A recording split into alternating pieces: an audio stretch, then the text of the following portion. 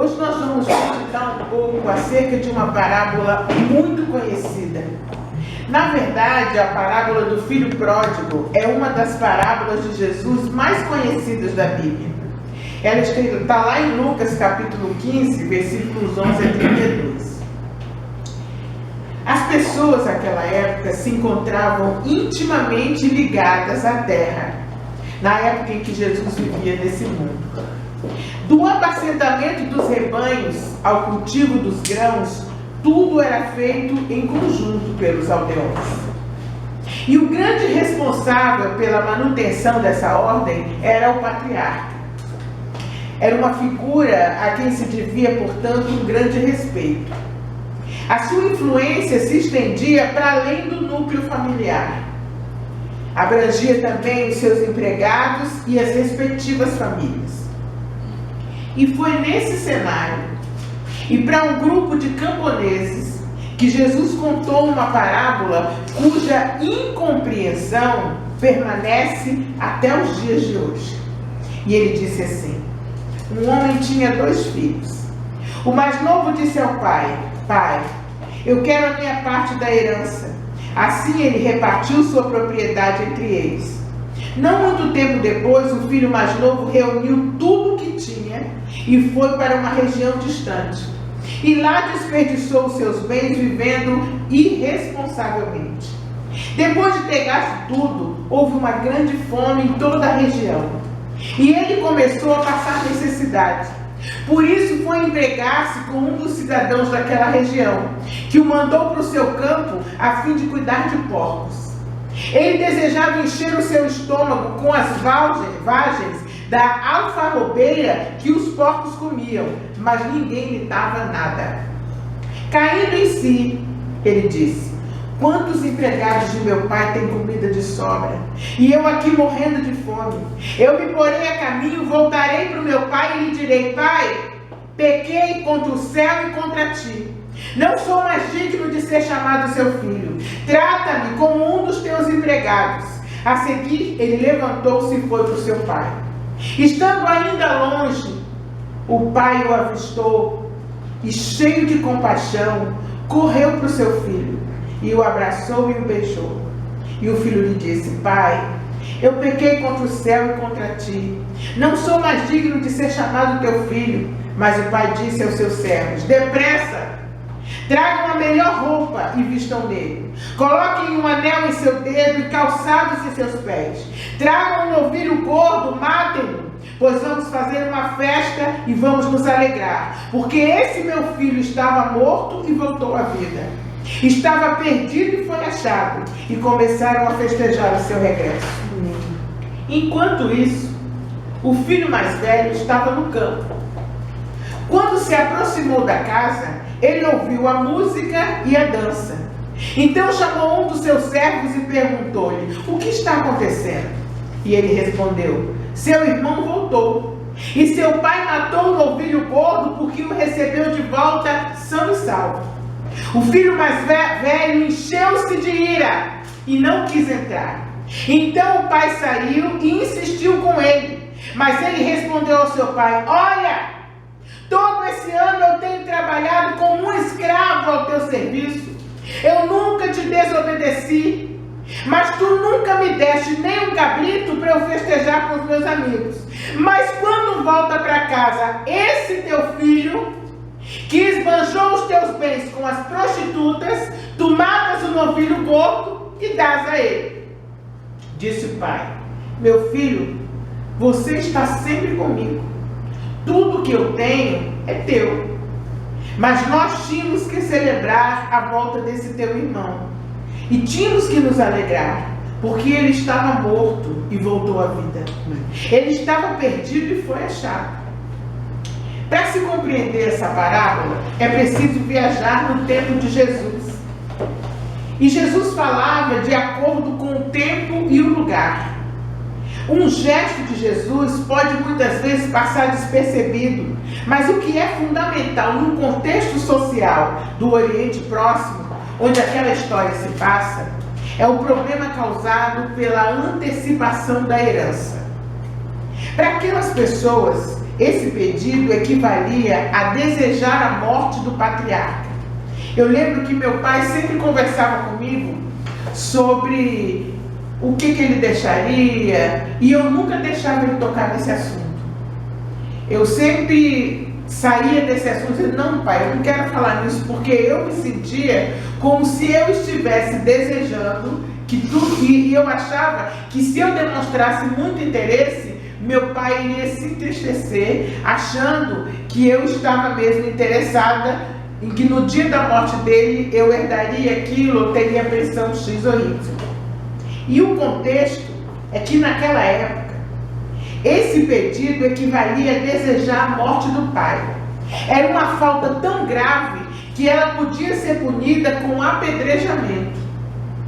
Jesus contou a história de um homem rico que tinha 2 filhos já adultos, mas ainda jovens. Os 2 trabalhavam com o pai na fazenda da família, mas o mais jovem deles se tornou impaciente e queria partir para longe de casa, para longe dos pais. Queria ser livre, queria ir para outras terras e viver como lhe agradasse. Quem aqui nunca sentiu esse desejo, não é? Esse é o desejo da juventude. Um dia, o mais jovem se aproximou do pai e disse, pai, dá-me a parte dos bens que me cabe. Ele naturalmente não podia pedir aquela divisão, porque o patrimônio da família tinha que permanecer intacto enquanto o pai fosse vivo. Ele teria recebido 1/3 da herança por ocasião da morte do pai. Está lá em Deuteronômio 21:17. Ele era o filho mais moço. Por isso, pedindo a herança, ele está decretando a morte do seu pai ainda em vida. Esse é que é o ponto mais grave daquela história. Mesmo sentindo-se humilhado pela atitude do filho, o patriarca concordou com a solicitação do mais novo. O filho mais novo tinha ciência de que havia feito daquilo que ele havia feito e de que a sua situação familiar era a pior possível depois do que ele pediu para o pai. Portanto, a Bíblia diz que rapidamente ele vendeu os bens herdados e parte para uma terra distante. Ele tinha plena consciência do que ele fez. Ele tinha que partir para longe, porque não tinha mais lugar para ele ali. Não havia mais lugar. Ele pediu dinheiro, ou pediu a parte da herança para o pai, como ele iria viver ali? As pessoas não aceitariam mais. E a Bíblia é clara quando diz que ele partiu para longe. Ele tomou uma decisão precipitada. O filho mais novo agora tinha um mundo à sua disposição. O seu idealismo, sua inexperiência, sua saída da fazenda para a cidade, o dinheiro na mão, tudo teve um papel importante na vida daquele jovem. Logo, os princípios de vida e conduta aprendidos em casa foram postos de lado e esquecidos. A palavra dissolutamente apresenta alguns significados, entre eles devasso, corrupto, libertino. Essa palavra que diz muito sobre aquele que decide sair da presença do pai.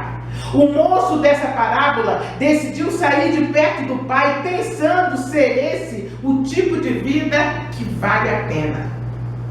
Talvez tenha imaginado, agora é que eu vou ter uma vida. Não tenho fronteiras, não tenho limites, não tenho os olhos do meu pai sobre mim. O velho não está aqui para me vigiar, estou sozinho, tenho dinheiro, portanto tenho tudo o que eu realmente preciso. Assim como esse jovem, muitos filhos de Deus também pensam assim.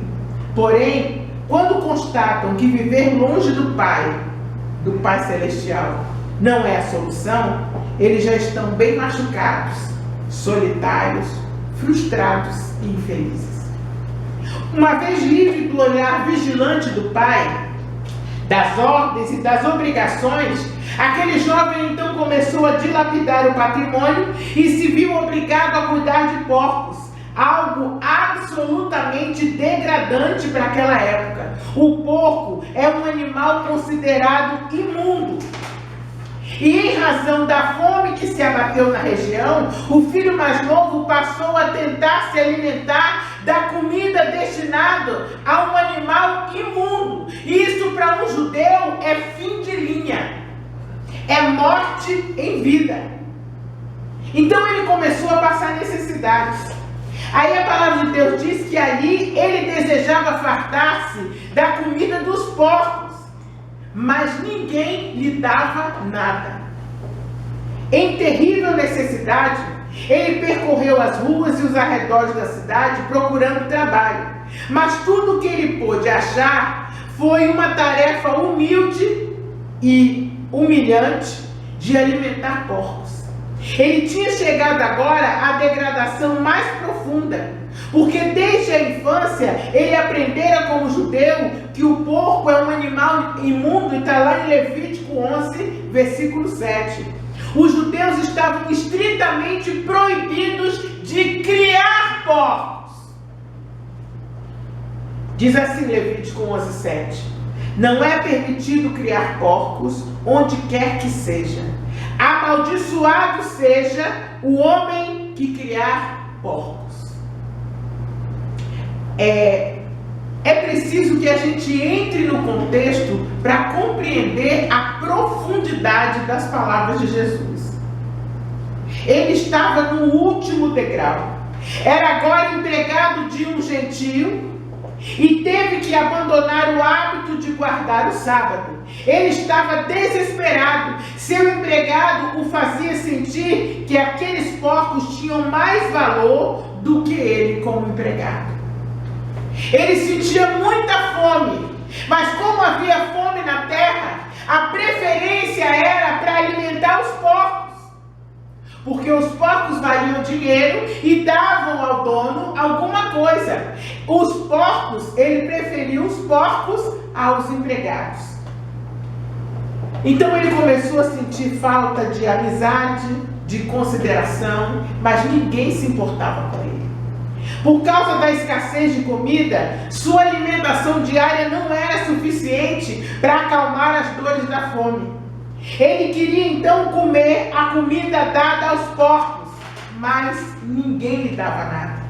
Talvez não existisse no seu vocabulário essa expressão necessidade ou fome.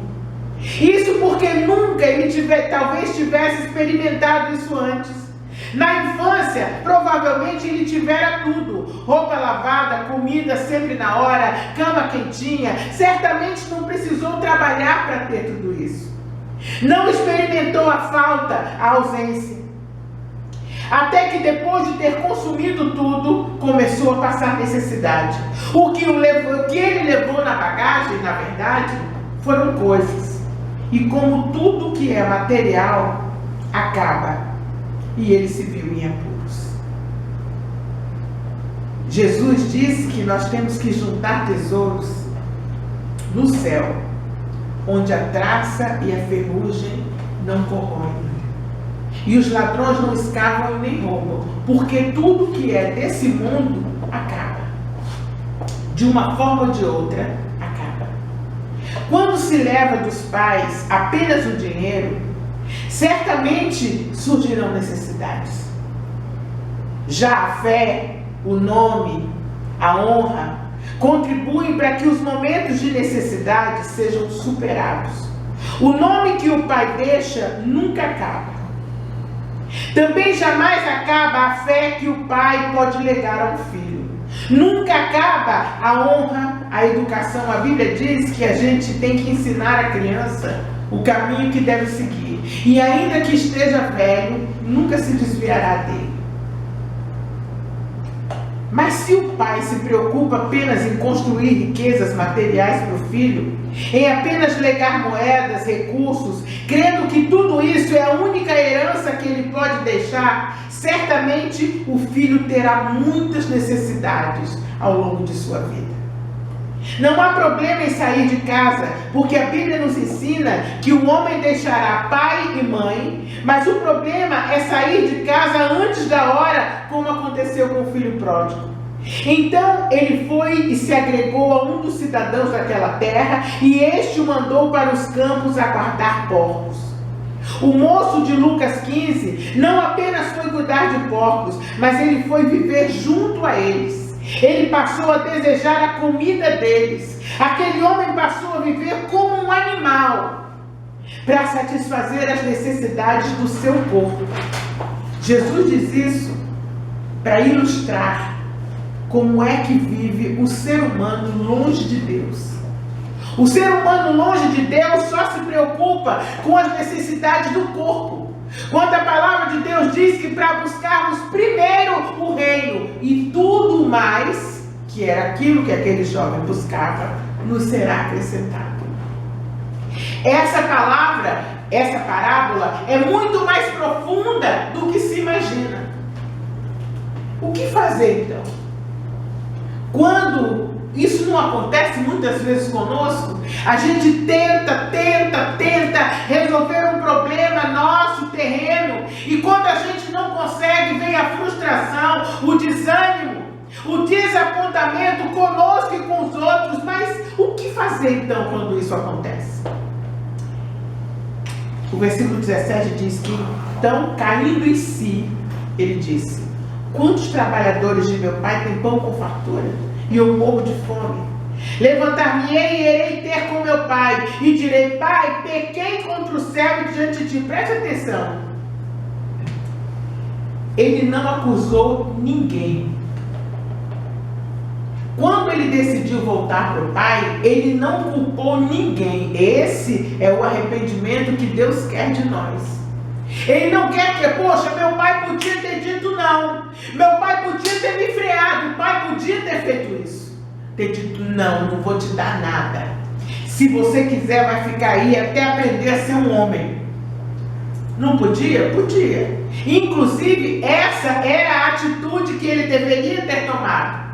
Mas o pai, cheio de amor, não queria consigo um filho que não estava satisfeito, não estava feliz ao lado dele. E ele diz também: trata-me como um dos teus empregados. E ele, se levantando, foi ter com o pai. As notícias a respeito da fome na terra o fizeram pensar em sua terra natal. Então ele começou a pensar em sua casa. Será que eu deveria voltar? Quando essa ideia lhe passou pela cabeça, primeiro ele a afastou. Lembrem de como ele saiu. Ele foi para longe porque o que ele fez foi enterrar o pai vivo. Quando ele pediu a herança, ele afrontou de tal forma o pai, a família e a própria sociedade que ali estava. Imagine os outros fazendeiros. Imagina o que aquele rapaz fez. Se um filho meu fizer isso, que tristeza. Então, inicialmente, ele afastou a ideia. Os servos e os contratados dificilmente esconderiam o desprezo por ele. Seu irmão mais velho não o perdoaria jamais. E ele ficou pensando o que seria, como seu pai o receberia. Seu pai veria seu filho mais novo descalço, vestido como um maltrapilho, e voltando assim para casa, ele seria como a figura de um mendigo. O filho começou a pensar no pai.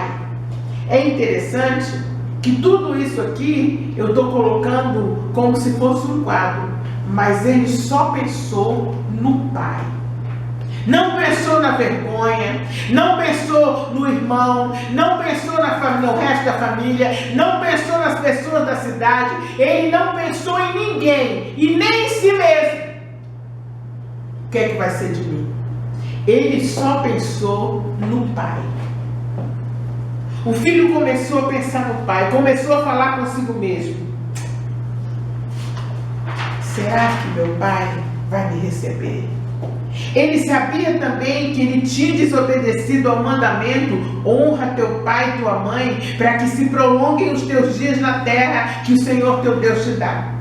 Quando caiu em si, ele estava pronto para confessar seus pecados contra Deus e contra o seu pai. E ele disse a si mesmo: levantar-me-ei. No auge do seu sofrimento, ele caiu em si e reconheceu o que fez. A dor fez com que a sua consciência despertasse. O mais interessante é que ele não teve nenhuma crise de autocomiseração. Ele disse: não, eu não posso ficar com esse problema aqui. Eu vou me levantar e a minha única salvação é meu pai. Sofrido e arrependido, ele decidiu buscar o perdão do pai. Foi uma atitude difícil. Muitos optam por ficar o resto da vida amargurados, entristecidos, arrasados, vivendo como mendigos, mas não querem se arrepender, cair em si e voltar pedindo perdão a quem deve. E o pai? O que o pai fez? Mas antes disso, levantando-se, foi ver seu pai. Vinha ele ainda longe, quando seu pai o avistou. E compadecido do filho, correndo, o abraçou e o beijou. E o filho lhe disse: Pai, pequei contra o céu, diante de ti, e já não sou digno de ser chamado teu filho. As notícias sobre a fome, com certeza, chegaram até os ouvidos do pai. Ele deve ter sabido das condições miseráveis em que o filho vivia e que determinariam a sua volta, porque constantemente eu fico imaginando, ele devia olhar no caminho esperando que o filho regressasse. É assim que Deus faz conosco. Deus nos dá livre-arbítrio. Deus nos deixa ir. Não, agora eu quero fazer isso da minha vida. Agora eu quero fazer aquilo. Agora eu resolvi, vou mudar de vida. Não quero mais isso, eu quero aquilo. E Deus deve ficar como aquele pai, apreensivo, olhando a gente ir ao longo do caminho, por nossos próprios caminhos, com as nossas próprias pernas, com as nossas próprias convicções, dizendo: preciso de Deus nada. Você pode ficar perguntando tudo para Deus? Não, eu tenho força, eu estou com dinheiro, eu estou trabalhando, tudo vai dar certo. Deus sempre espera que voltemos para Ele. O pai olhava na direção de onde esperava que seu filho viesse, e quando ele o viu, seu coração se compadeceu dele. Deixando de lado a mágoa da partida, ele correu ao encontro do filho, descalço, maltrapilho, e abraçando o beijou. O pai aceitou o filho como membro da família antes que ele pudesse atirar-se aos pés do pai e dizer que era agora não mais um filho, mas um trabalhador. Ele abraçou o filho, beijou, deixou que soubesse que era considerado filho. Assim não foi necessário que o jovem fizesse o discurso que ele vinha preparando ao longo do caminho. Mesmo assim, o filho confessou: Pai, pequei contra o céu e diante de ti. Não sou digno de ser chamado seu filho. É precisamente nessa parte da volta do filho à casa do pai que nós podemos compreender a sutileza da sabedoria de Jesus. O patriarca, um homem que já não era mais tão jovem, porque ele tinha dois, correu em direção ao filho, abraçou e beijou no rosto, à vista de todos. Deus não espera que nós cheguemos exatamente até Ele. Ele vai ao nosso encontro. A partir do momento em que nós assentamos na nossa mente, no nosso coração e damos os primeiros passos, Ele corre na nossa direção. É assim que Deus faz. Ele abraça, beija no rosto, à vista de todos. Aquela cena contrariava todas as tradições do patriarcado daquela época. Por amor ao filho, o pai se humilha perante a aldeia naquele gesto público. Naquela região, até hoje, quando há um conflito de interesses, uma forma comum de solução é a mediação. Aquilo que aqui no Brasil ainda nem é muito difundido, lá desde sempre é difundido. E a mediação é feita por uma pessoa de confiança dos litigantes. É uma forma de solução de conflitos. Se a questão for resolvida, o gesto que sela a paz entre eles é um beijo no rosto. Foi isso que o pai fez. Deu um beijo no rosto do filho, dizendo para ele: está tudo em paz, meu filho. Está tudo certo. O pai então manda trazer para o filho que voltou sandálias, um anel, que são objetos utilizados apenas por membros da família. O anel geralmente tinha o brasão da família, jamais por empregados, sinalizando que a reconciliação era plena. Ele estava sendo aceito novamente como filho, e não como mero serviçal, como ele propusera ao pai. A melhor roupa e o novilho gordo significavam que toda a aldeia estavam convidados para aquela ocasião especialíssima, solucionando o problema pessoal do filho pródigo, que chegou arrependido, dizendo ao pai que queria ser empregado dele. Solucionou o problema de autoestima do filho, solucionou o problema entre o filho e o pai, e de quebra, ele ainda solucionou o problema com a comunidade. Deus é assim. Ele resolve o seu problema interior, ele cura o seu interior, ele resolve a nossa relação com ele, nossa com Deus. Ele também entra com providência nas nossas famílias e vem com cura. E por último, ele também resolve os nossos problemas com as comunidades em geral. Porque nós passamos a ser olhados pela comunidade de uma forma geral com outros olhos quando ele nos transforma naquilo que nós verdadeiramente deveríamos ter sido desde o início, antes de irmos por nossos próprios caminhos. Então tem uma festa.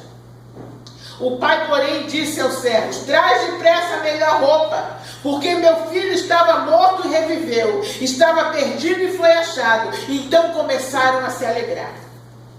O longo período de espera daquele pai chegara ao fim. O pai tinha seu filho de volta.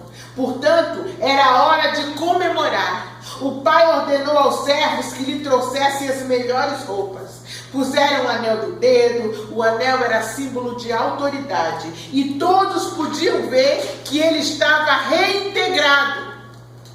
Naturalmente, as sandálias lhe foram dadas para indicar que era um homem livre. Os escravos e os pobres andavam descalços.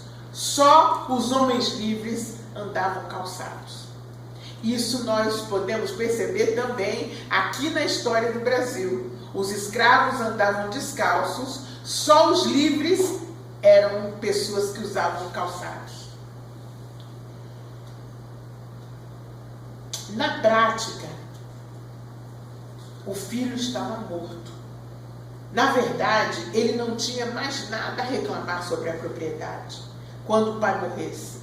Por isso ele disse: esse meu filho estava morto e reviveu. Com certeza, desde que o filho mais novo partiu para longe, aí vem uma outra parte. As pessoas geralmente se detêm no filho pródigo, que foi o que eu fiz até agora. E dificilmente elas passam a explorar toda a atitude do outro filho. E com certeza naquela casa, desde que aquele filho foi embora, ninguém ouvia som de música, não havia festa. Imagine você, um filho, ir embora sem você saber onde está, partir para longe. E aí entra em cena o filho mais velho. O filho mais velho voltava do campo e ele ouviu o som de festa. Ele ficou confuso. Por que ele ficou confuso? Olha, aquele irmão dele foi dado como morto. Ele nunca imaginou que o pai fosse fazer uma festa tão grande quando aquele filho voltasse. O pai devia sofrer sozinho, amargurado sozinho a dor de ter perdido aquele filho. E aquele ficou confuso e disse: mas como meu pai está dando festa? Como a música e festa na minha casa? O que poderia, olha a confusão dele, o que poderia levar meu pai a fazer festa em casa? Ele tem um filho morto. Ao perceber que as festividades se deviam ao retorno do irmão mais novo, a Bíblia diz que o mais velho se enche de ira. E ele se recusou a entrar na casa e receber os convidados como ordenava a tradição. Ele tinha que entrar e receber os convidados com o pai. Como ele não queria entrar, o pai saiu e insistiu com ele. Nesse instante, o filho enfurecido alterou o tom de voz e nem o reconheceu como pai. Ele não disse: pai, o que é que o senhor está fazendo? Olha como ele disse: olha! Esse é o tratamento que ele usa para o pai. Ele não chama de pai. Ele não faz pergunta, ele diz: olha! E como se não bastasse, em tom de desprezo, ele refere-se ao próprio irmão como este teu filho. Ou seja, ele quebrou qualquer vínculo que ele pudesse ter com o irmão. Ele não chamou de irmão. Ele falou: olha, este teu filho, em tom acusador. O filho mais velho se queixa de ter trabalhado muito nas terras que seriam suas. Ingrato, ele reclama de não ter recebido sequer um cabrito do pai, que poderia ter tido quando bem entendesse, mas ele não pediu. A Bíblia diz que nós não temos porque não pedimos. É isso que a Bíblia diz. O que acontece conosco? Nós oramos e pedimos uma coisa a Deus, não é? O tempo passa e Deus não dá. Porque todos nós passamos pelo tempo da prova. A Bíblia é um livro de pessoas que esperaram em Deus. E o que nós fazemos? Nós começamos a armazenar amarguras dentro de nós. Eu já estou com tantos anos e isso não aconteceu. Eu já fiz tantos anos e eu não estourei na profissão. E eu estou aqui na igreja, dando dízimo, orando, dando oferta, indo para culto, como se você estivesse dizendo a Deus: estou só perdendo meu tempo e nada acontece na minha vida. A minha família está assim, os meus problemas continuam do mesmo jeito. É isso aqui que Jesus está dizendo. O filho mais velho somos nós. Antes, nós estávamos falando daquele que se desviou. Mas Jesus está dando um aviso para quem não desviou e está dentro da igreja. Ou então desviou e voltou para a igreja com esse mesmo sentimento. Ele reclama que o pai nunca recebeu um cabrito. O que muitas vezes acontece conosco? A pessoa acabou de entrar para a igreja, aí chega aqui com a chave do carro, com a chave de uma casa, e a gente: poxa, eu estou aqui há séculos, e Deus não faz nada. Mas você não sabe como é, primeiro, você não sabe quais são as necessidades daquela pessoa. E você também não sabe como é a relação dela com Deus. Na verdade, só quem sabe é Deus. Bater ponto em igreja não significa que você seja a pessoa mais espiritual do mundo. A Bíblia é um livro de quem espera, mas não de quem espera murmurando. Nós temos duas alternativas. O povo de Israel passou a vida inteira murmurando. Deus abriu o mar vermelho para eles passarem. Deus deu maná para eles comerem. Deus tirou água da rocha para eles beberem. Deus mantinha uma nuvem para guardá-los do sol. À noite, Deus mantinha uma coluna de fogo para eles não ficarem no escuro, para os animais se afastarem dele. Tudo Deus fazia por eles.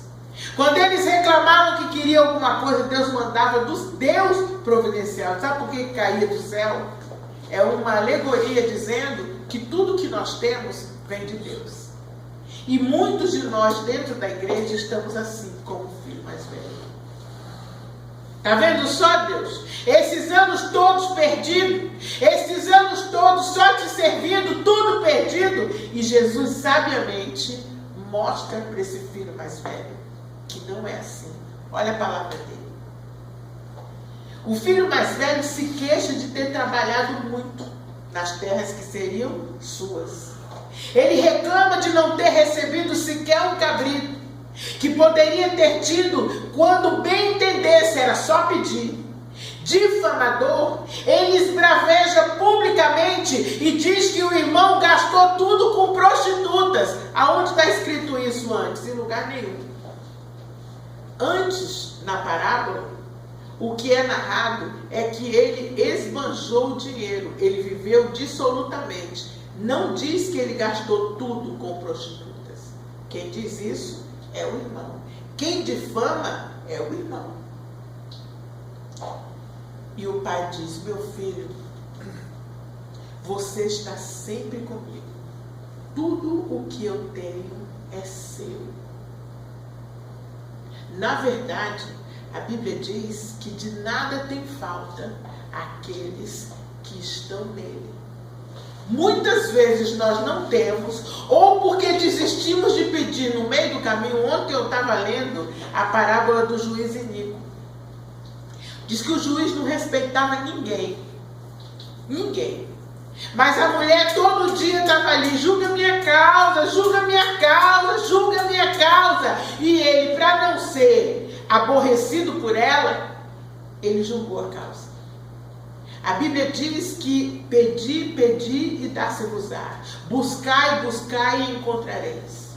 Batei, batei e abri-se-vos-á. Ela não diz batei. Quando ela diz batei, batei, diz insiste, insiste, continua, não desista, não para no meio do caminho, não deixe de crer, continua crendo e você vai ver. Servir a Bíblia diz que não há um Deus como o nosso, que trabalha, atenção, trabalha por aqueles que nele esperam. Você espera em Deus? Não faça como o outro filho mais velho. E ele disse: novamente, por amor, o pai se humilha perante toda a comunidade, dessa vez por causa do filho mais velho. Primeiro ele foi humilhado por toda a comunidade quando o filho mais novo matou-o em vida e foi embora. Agora ele se humilha novamente por causa do filho mais velho, que lança na cara dele o que ele está fazendo pelo mais novo. De acordo com a narrativa, o filho mais velho estava no campo quando ele percebeu a movimentação. É alegórico o fato dele não estar em casa. O seu comportamento indica que jamais ele esteve realmente na casa do pai. Não é assim? Muitos têm carteira de igreja, frequentam a igreja, são filhos de crente, irmão de crente, parente de crente, batem ponto em todos os cultos, mas nunca estiveram perto do Pai, nunca entraram na casa do Pai. Também é por isso que quando Jesus morreu, aquele véu se partiu de cima a baixo. É para dizer para você que não tem nada que te impeça de chegar diretamente a Ele. Nada. Por várias razões, nós somos levados a nos deter nos erros do filho pródigo. Muito embora ambos os filhos estejam igualmente perdidos em seu egoísmo, cada um à sua maneira. Tem muito filho perdido dentro da igreja. O pai, por sua vez, preocupa-se apenas com uma regra. A do amor, sem preferências. Ele se expõe por causa do primeiro e torna a se expor por causa do segundo. Imagina um pai de família, dá uma festa, está dentro de casa, manda chamar o filho e o filho diz: eu não vou entrar nessa casa.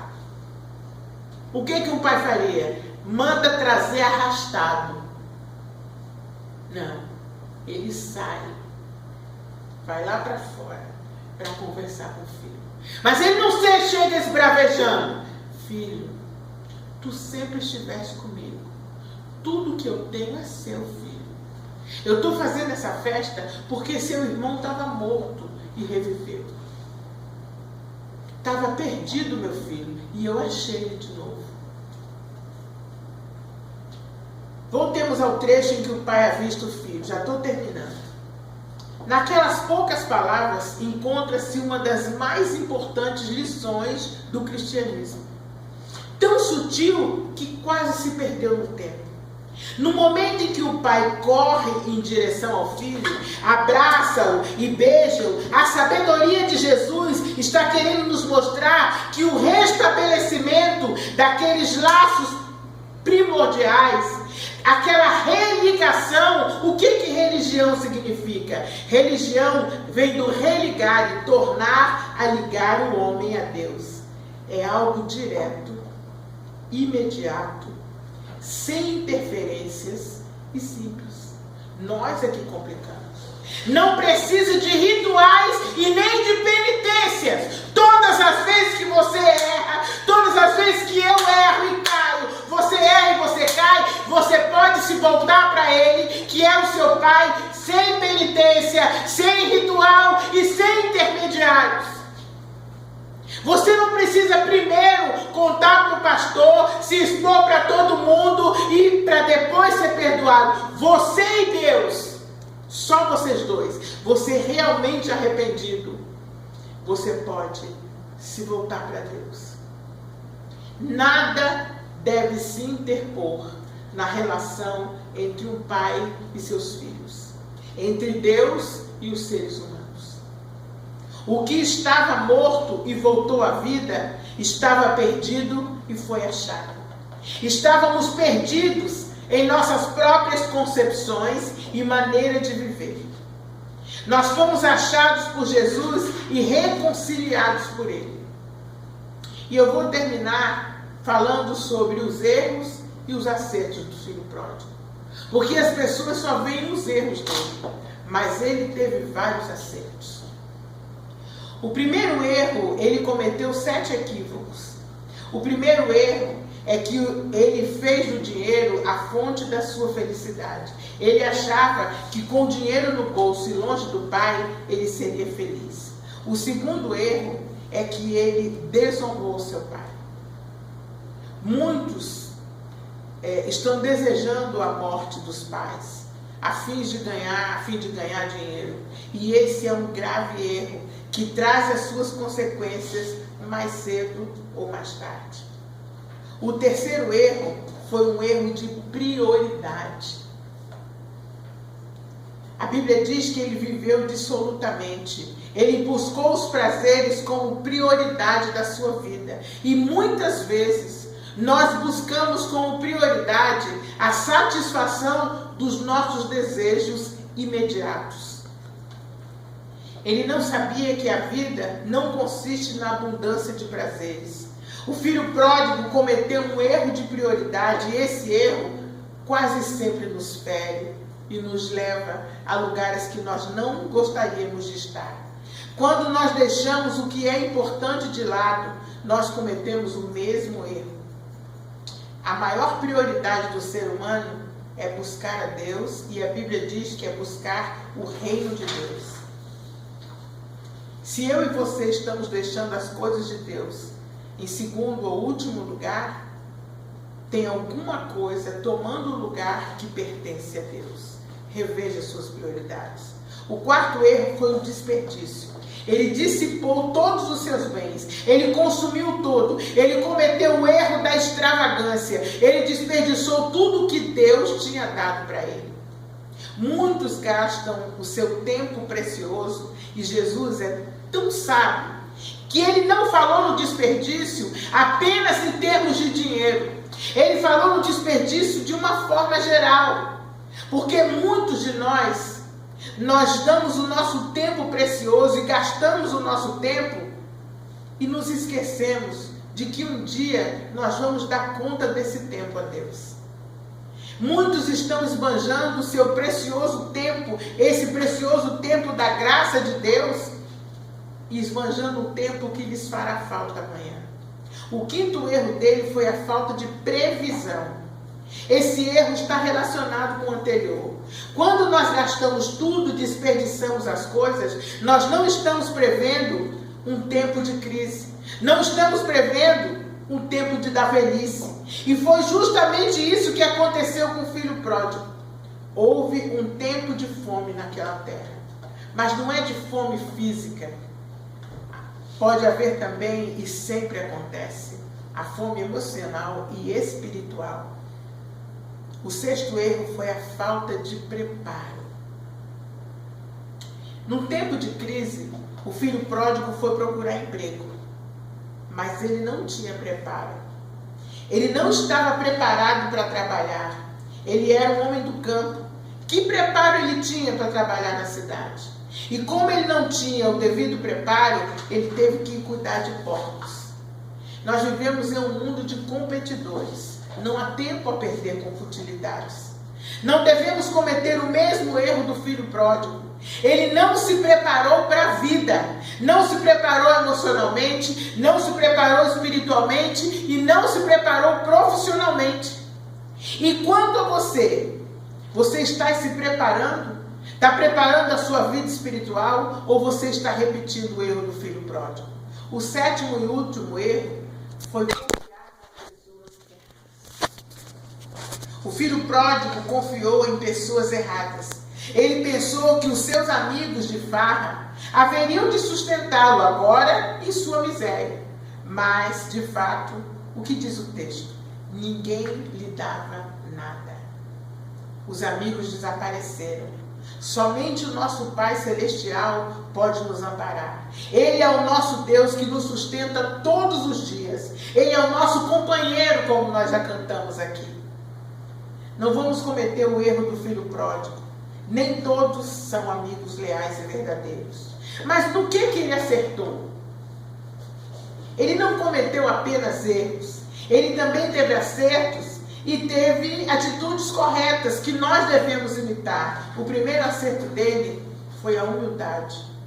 Ele reconheceu as suas faltas, os seus erros. Ele não acusou ninguém. Ele só disse: eu pequei, eu errei e fui ingrato. E ele reconheceu: eu pequei contra Deus e contra o meu pai. Eu não sou mais digno de ser chamado filho. A humildade é indispensável para todos nós.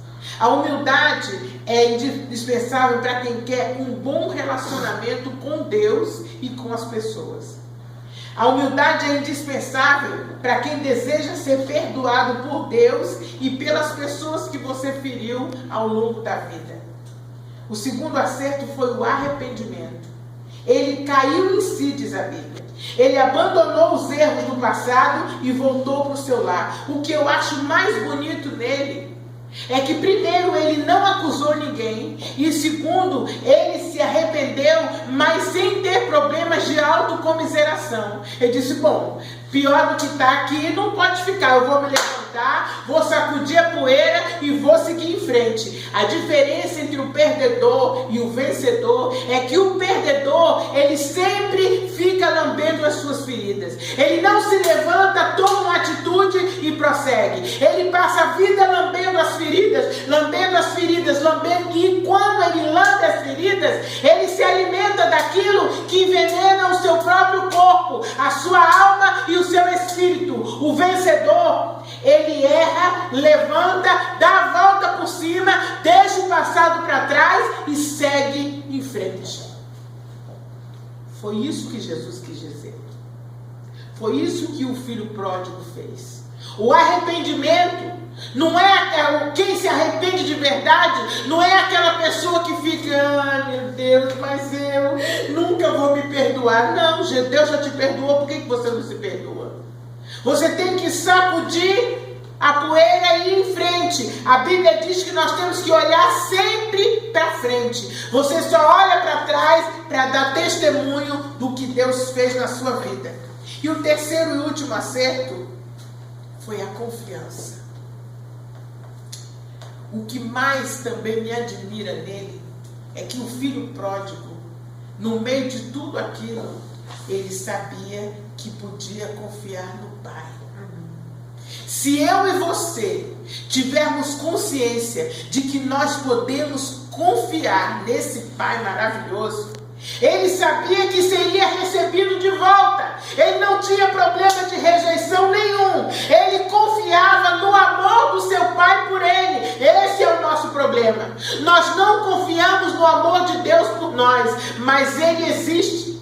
E Jesus sabiamente ilustrou esse amor tão grande de um pai que se humilhou 2 vezes por causa do filho. Foi isso, essa é a mensagem central dessa parábola.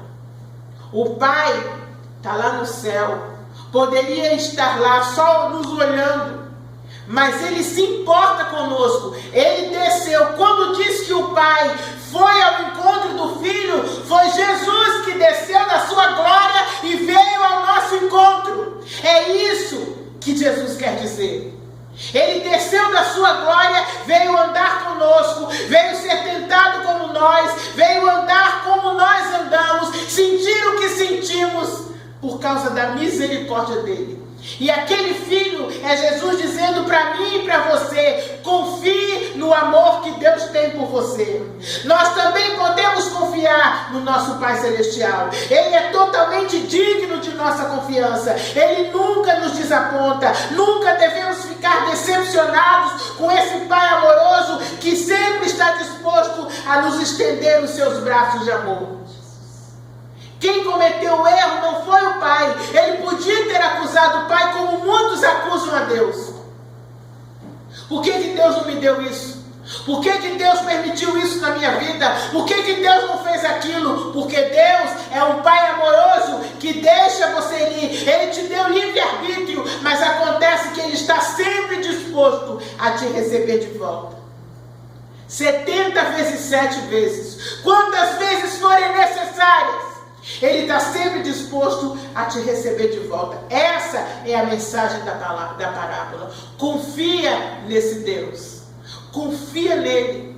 Quando você não tiver mais nada, quando você olhar e achar que nada mais presta, confia nele, porque ele não falha.